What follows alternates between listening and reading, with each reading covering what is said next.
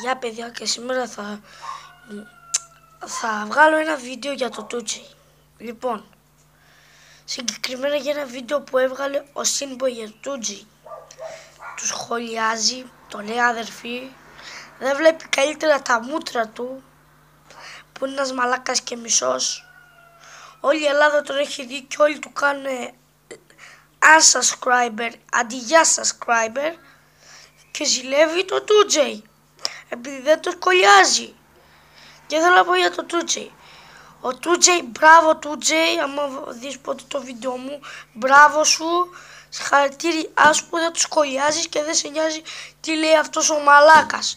Εγώ σε υποστηρίζω πάρα πολύ, μου αρέσουν πάρα πολύ τα βίντεο σου και είμαι πάρα πολύ μεγάλος φαν. Μιλάμε όλοι μου φίλοι, σε βλέπουν όλοι. Είσαι ο πιο καλός τους, είναι η πιο καλή σου φαν. Τέλειο. Λοιπόν, να μιλήσουμε τώρα για το Sinboy.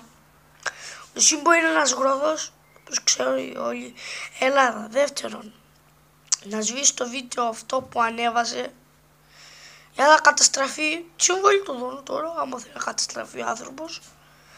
Και τρίτον, αυτός είναι αδερφή, γιατί άκουσα το βίντεο του και τα έπαιξα, μόλις το βρήκα, έβαλα βίντεο.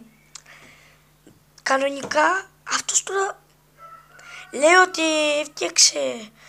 έφτιαξες κανάλι, γιατί η Κάτια, και αυτή είναι super πολύ μεγάλος φαν, ναι, αλήθεια, ότι έβγαλες ένα τέτοιο βίντεο.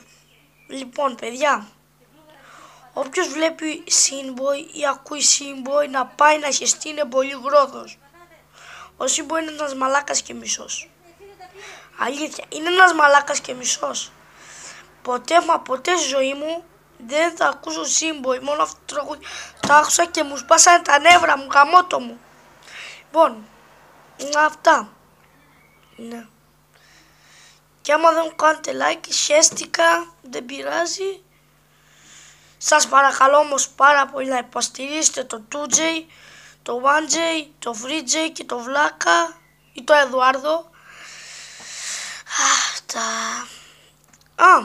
Και άμα το δεις ποτέ 2J παίξει Outlast ή GTA 5. Ναι, έχω ψηφίσει κι εγώ στο vote, στο παλιό σου vote. Είχες βάλει GTA και βγήκε GTA, ωραία. Αυτό ήταν το βίντεο, άμα το δεις